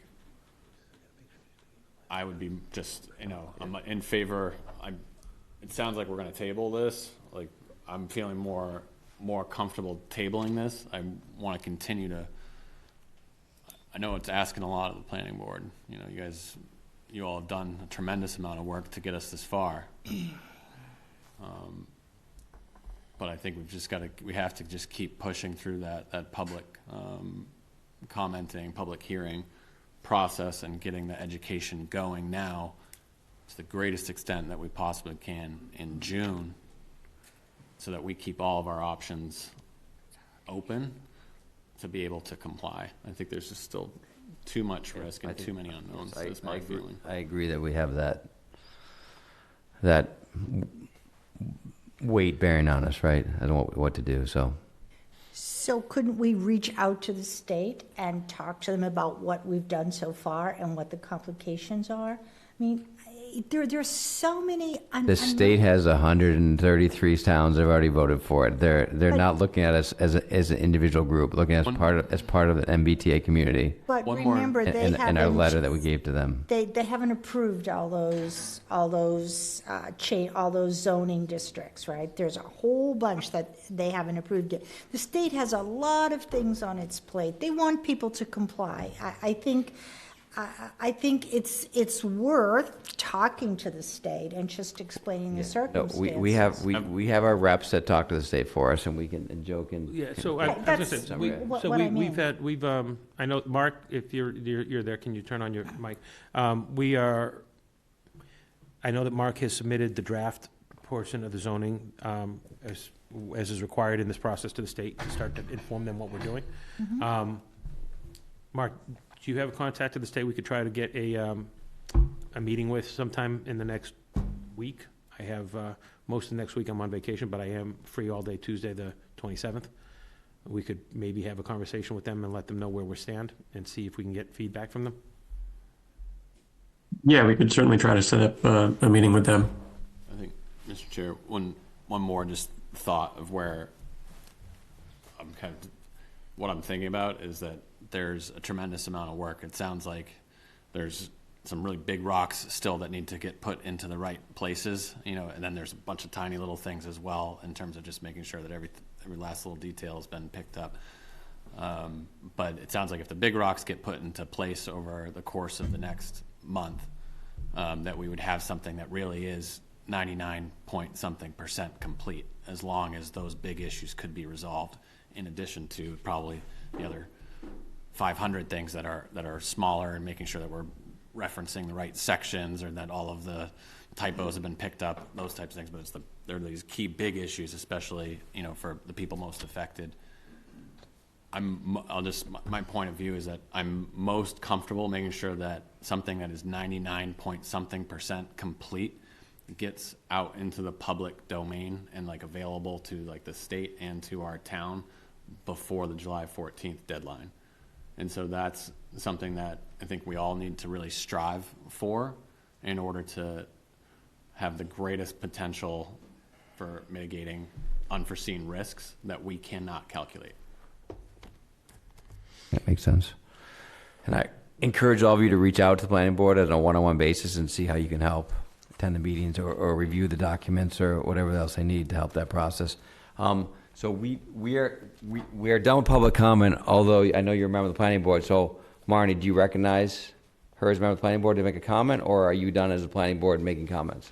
Well, I'm done. I mean, so I think that real risk. Sorry, Marnie, you have to go up if you're going to talk about it. I want to just, you have somebody up here from the planning board want to speak, and if you recognize them as a member of the planning board, I'll let them speak. Otherwise, we're done with public comment. I just, the real risk is if there isn't enough time, that the public will vote it down anyway.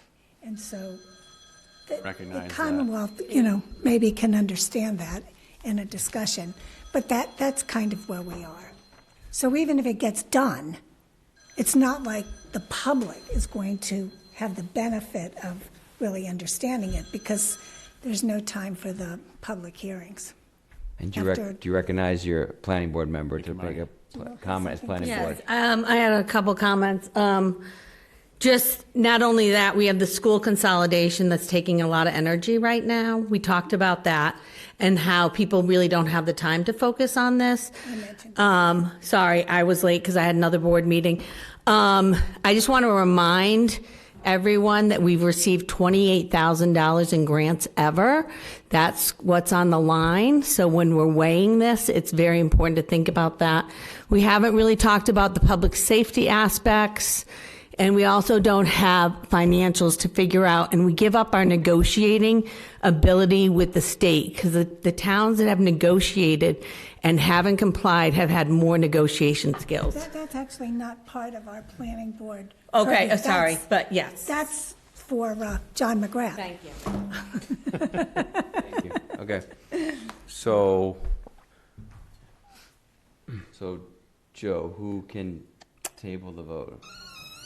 Yeah, I you table already it? did, yeah. I table the vote until next meeting. I think everybody agrees with me, so I don't think I'm. Sure. And I think, but we have lots of work to do, so we definitely want to talk about it over the next 2 weeks. When's the next meeting, sorry? June 2nd. June 2nd. So we want to talk about it, reach out to Marty, figure out how you can help, go to the planning board meeting, but go to the public hearing tomorrow. But I agree with Ben that it's important to get as much as we can done as quick as possible so that we have the time over the summer and the fall to have, if we push the meeting, to have, at least have the dialogue, because we don't want to keep kicking the can down the road and risk losing funding, which will be a lot more than $26,000 potentially. All right. Joe, anything else we need to talk about on that topic? Nope. Okay. Thank you. It was a good discussion. Okay. All right. We have the next item on the agenda is the select board roles for boards and committees, and we can go through that process. I'm not sure if people had we said we were going to talk about this week, but we've been talking about a lot of other important topics. So you already, and Bill's not here tonight, are you ready to talk about your boards and committees that you're, okay? Sure. So let's go through that then. Okay. So Joe, if you can lead that discussion. So, I mean, typically what's happened in the past is that we distribute the list of open committees, and then the members file their preferences with the chair, as I know Ben did today. I didn't see anybody else. And then Bill, you as the chair, make the appointments, kind of even everybody out. So generally, everybody gets somewhere between 4 and 6 committees. And I know Ben has provided his preferences. I think Rosie probably wants to stay with the same committee she's with, so you probably I'm can sorry, include I that. just sent that to Bill. I didn't Today? send it Okay. to you. I All should right. have. So you have it right there in front of you? I know what it is. Okay, go ahead. Go for it. Oh, okay. So Conservation Commission, ZBA, COA, and. Oh, sorry, you're going so fast. Well, you told me to go for it. No, he's marking down. Okay. Conservation. ZBA, Okay. COA, yep. COA, yep. What was the other one? Conservation, COA, ZBA, Yep. Yeah, ZBA. and so that would should be 4, and the library, so that should be 4. The library is 4, yeah, okay. Okay. Hamilton. Those were my assignments last year, and I, Okay. getting to know the crowd. Tom? Yeah, I mean, I'm fine keeping my own. The only one I was going to actually talk with Bill Wilson. I wasn't sure if he still wanted to keep school committee this year or if he wanted to pass that up, but I'd be more than happy to take that off his hands if he wanted to switch it up. Well, Bill's not here, so I think we're going to be short of filling this out today, but why don't you say the ones you want, and we'll leave it up to the chair to sign everything and designate. Okay, yeah, I'll keep the same ones. I can shoot them to you in the email. Okay. Yeah. And does Ben's overlap with anything we just talked about, or is he? No, Ben's don't overlap with anything, I don't think. Ben, you wanted, I remember you wanted FinCom, HDC. Do you remember the others that you said? Yeah, capital committee. I mean, I listed off in order of preference, and then also said didn't want to, if people wanted to continue on the boards or finish initiatives that they were on, I didn't want to overlap or actually bump somebody. I think we have a very something. agreeable board, so I think we're all set. I think we're good. So I'll go through with him, but it sounds like you're gonna get yours. You'll get yours. We'll work with Bill Wilson on the school. The only one I had. And then what was the one, Ben, that you had? Well, I listed 8. I did 1 through 8 figuring, but I was looking to really actively engage in 4, and then. And I think you're fine. I don't think any overlap. With So anybody as your top you four. said 3. Why don't you give me at least 3 more? I had, capital committee, finance and advisory, Yep. master plan steering committee, if that's continuing on, Hamilton Development It's Corp. not, but there's been a request from the planning board chair to actually consider a master plan implementation committee. So I figured we could talk about this with the board at this time. So. Then if that one doesn't happen, the next one's down. I had Essex, North Shore Ag and Tech School, Human Rights Commission, and then Hamilton Wenham Recreation Board. And the 8th one I had was for the library, but Rosie's got it covered, so. Yeah, I'll So speak for the Human Rights Commission. We'd be glad to have you on the Human Rights Planning Commission. board, nobody picked that one up. Nobody picked planning board up, nobody picked up And, assessors, housing. health, affordable housing. Okay. There's So I can a do few those there. then. And then, okay, so Bill Wilson is saying, We gotta look at Bill Wilson, which is Yeah. cool, and he was a, all right, so it sounds like we're good. Sounds like everybody's gonna get their choice. I'll take the ones that are left, Thanks. and I'll get with Bill. okay. We'll You vote and I- next time, but we'll- I'll we'll- send you an and I- email between now and then, and then we'll just vote next time, but it I'll fill sounds this like. out next time. Okay, I'll fill At this out. this and point, we'll have it on the keep agenda next time. attending the boards that you've been going to. If there's meetings between now and next week's meeting, go to those board meetings, and we'll memorialize it next week. Any other comments or questions on that? What about the steering committees, Joe, that aren't on that list? Like, I know that Rosie was helping out with the Gordon Conwell and things like that. Are there any other things? Those aren't official boards and committees. We need to talk about those tonight, or So, I mean, we can talk about them tonight. Generally, a committee like the Gordon Conwell had been, historically, had been the chair. At the last, and this past October, I think, the board made the decision to assign Rosie to work with the chair. So, that's what we've been doing. So, if you kept with that same format, it would be you and Rosie going forward. Is there any other steering committees like that? The school regional agreement. The Regional Agreement I Committee, was on again, that is one also the chair, and it's Rosie. usually, and it's been Rosie this time, right? Okay. You want to keep this in? Rosie, you would like to stay involved with those two? Especially Gordon Conwell, we want to get this done. You And and me we both. can. You and me both, okay. Tom, do you want to take on the school agreement? Yeah, I'll work on that. Yeah. Okay. Tom on the school agreement? Yeah. Yeah, I think we'll be good on that. Okay. So you'll work with me on that, and you'll work with me on the. Thanks, Bill. I Okay. appreciate that. All right, I'll All get right. those into the list. Anything else? Not on that. All right, so I think that's all good, right? We're good? All good, thank Okay. you. Okay, we have an amended agenda today because of the next item on the agenda. Meaning what, sorry? Meaning that we had to amend the agenda because we needed to have you guys vote your recommendations for the 2 articles on the June 9th town meeting and then sign the warrant sheet. So the FinCom, I believe, is meeting Wednesday night, and will have their recommendations for me by Thursday morning. And we have to post the warrant on Friday. So I need a vote from you on your recommendations for the 2 articles in the June 9th town meeting. And then at the end of the meeting, sign the warrant page. All right. Do we have the warrant in front of us? So we can just read the- Yep. Here, these are the 2 articles. That's the first article, and this is the second. So do I have a motion to recommend favorable action for Article 20256-6.1 for HWRSD Hamilton Wenham Regional School District Consolidation Elementary School Project? Second. So he's asking for. Do I have a motion? Oh, you're asking for a motion. Oh, so moved. Second. Second. Any discussion on that as a board? Tell me exactly what we endorse this. Just like the annual town meeting, it's basically the same question, it was the annual town meeting, so you're gonna, as with all of our warrant articles, there has a recommendation at the end of the article, and, it'll say the select board voted To 3 to 2 or endorse this, the consolidation. for favorable action. Okay. So Joe, because this is a recommendation and not actually a vote, Bill Wilson is not here, what are we allowed? It'll show the vote of the 4 people here, and Bill Wilson won't be in it We unless, cannot include him if he's not here tonight. He's Okay. not no. here. Unfortunately, we won't, the Okay. next meeting after the warrant is posted. He's welcome to say something at planning board, at the town meeting, how he votes if he likes, but it won't be in the book. Okay. Yes. All right. So, all those in favor, say aye. Aye. All those opposed?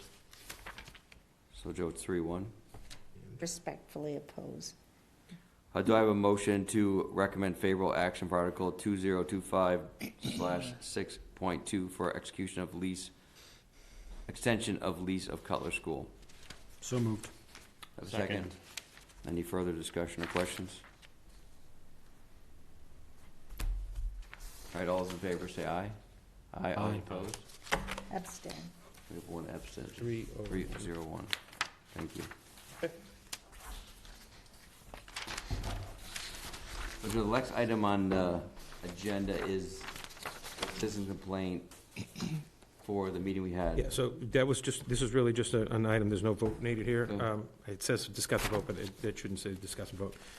As you know, the town received, and the state received a complaint about open meeting law violation, and it was sent to the state. The state typically, the statute typically asks for 14 days for the select board to respond.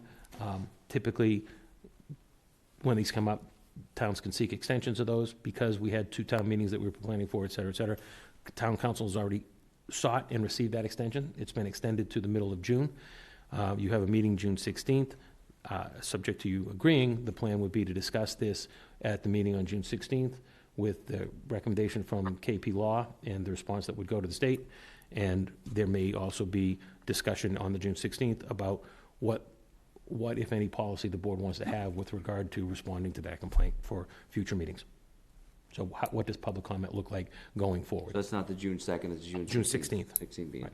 So the public comment discussion we talked about before will be on the June 16th meeting? Right. Because it can't be before we have that. Right. Okay. Has everybody read the complaint? Okay. Yeah. So we only don't need to discuss it tonight. We're just basically telling people we're going to discuss it on June 16th. And if you want me to change it something, let me know, but that was the plan. And we'll discuss public comment at that time. It was... Peripherally, perhaps. Yeah, I mean, it can, if you want a copy of it, you can call my office tomorrow and we'll send it to you. But it's a public complaint that was filed with the state, so we can get you a copy of it. It's not a problem. I'm going to ask you to table the next 2, but real quick, I want to give you a brief update, if that's all right. So the next item on the agenda is to review latest offer for buyout of cell tower lease, discuss and vote. So we had an offer from them a couple months ago. Bill Wilson, as the resident expert on cell phone, said that it's a good deal, it's not a great deal, so we should not do it, was his recommendation. We took his recommendation on it. They countered it and gave another So they contacted us, a different representative in their office has contacted us saying that they want to make a best and final to continue that process. I've also spoken with Chris Davis from Everest Infrastructure.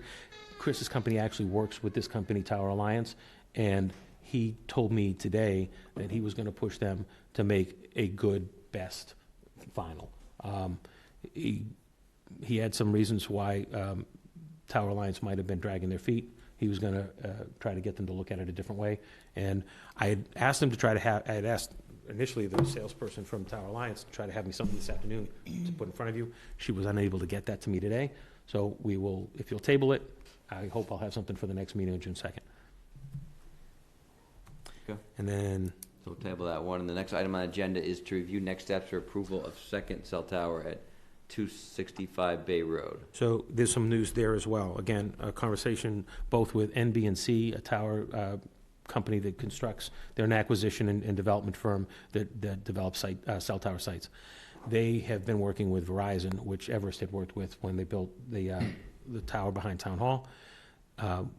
Because the town meeting had already endorsed a plan whereby Everest would have the right to develop the site behind the public safety building, we've referred NB&C to Everest, and now they're working together. So we expect, and it is not in front of us now, but we expect in very short order to be able to have a proposal from Everest to have NB&C develop the site on behalf of the town with a similar type of lease program as we had with regard to the first tower.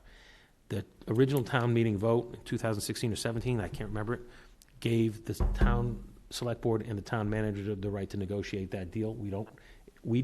Town council doesn't think that if we work with Everest, we even need to go back before town meeting. We might already have the right to have the board make that decision. If we can get a good deal in negotiations with Everest, we might be able to see that site start development pretty quickly. And I know that for people who live in the downtown and struggle with cell phone coverage, that is hopefully a very, very good news. Again, don't have a proposal in front of you yet, but at least the companies that can make it happen are talking. And we have already got in place an agreement to allow Everest to do that with us. So we don't have to go back to bid. I was 85% done with an RFP to go back out on the street, and now it looks like we don't have to do that. If we think we're going to get a good deal from Everest, we can follow that. Cool. I just have a question. I thought we were talking about doing sort of little mini Wi-Fi things in the downtown, so I'm wondering, and I know we had talked about this as well, so I'm just trying to understand how it changed. So I think if I wish Bill Wilson was here, because I think what I'm going to do is try to repeat some of what he said. We were looking at alternatives because we were having trouble getting Everest or anybody else interested in this 265 Bay Road site. Okay. The idea is that typically a large tower that can cover a large area is a better solution. We were looking at the small sites linked as an alternative because we couldn't get anybody interested in the bigger site. Okay. Now that we have interest in the bigger site, and it would be on their dime, not ours, that seems to make more sense. So we're going to try to pursue this and see if we can get that to fruition here in short order. Thank you. That explains it. Okay. That's all I have. All right, so for new business, so we'll table that. So for new business, right? So new business, so new business, we talked about once, but I'll reiterate again. On the June 16th meeting, we're going to talk about, there's been some dialogue in town between the complaints, public, us ourselves, how other towns doing it. Just so you know, Mr. Bowles is looking to be recognized. About how public comment is run in a meeting, because it's important to get public comment. We want to do it in the right way, but everybody feels like they're heard, and it's the appropriate time. So we're going to talk about that at the June 16th meeting, get some input from our town council, and then we'll have a debate and dialogue about it. And once again, it's this board's decision on what we're doing. It can change with another board. Right. It's just the process that we're going to do, the best practice for having public discussion. There's a lot of different ways to do it, and we want to make sure we do it the way we all agree to do it, so there's not complaints. Number two is tabling. We talked about tabling a vote too, Joe. So we're going to talk about that as well too. About there's sort of the precedent we've had for tabling and what the actual open meeting laws for tabling. So the board's current policy for tabling is consistent with what is considered best practice around the state and what lots of other towns do. The first time an item comes before the select board, any member of the board can table it to the next meeting without a vote. So you've confirmed we do not need a vote to table it? The first time something comes before you. Okay. The second time it's up, you need a vote. Okay.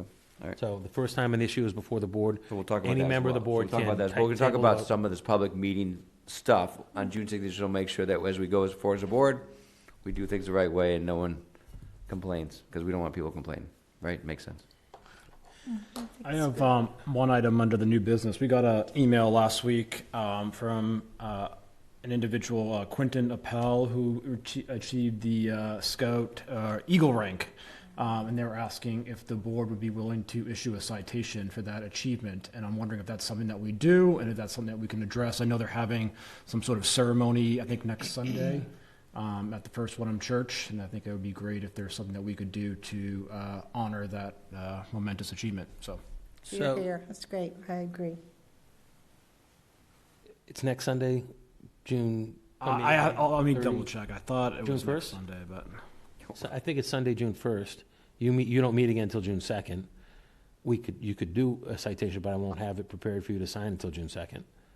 Couldn't we come to the town hall and sign things? So Then we have to sign the warrant anyhow for the June 9th? we got the warrant for you to sign right now. That's right, yeah. It's right there. You Right can here. sign moving down. So, yeah, it's Sunday, June 1st at 2. Yeah.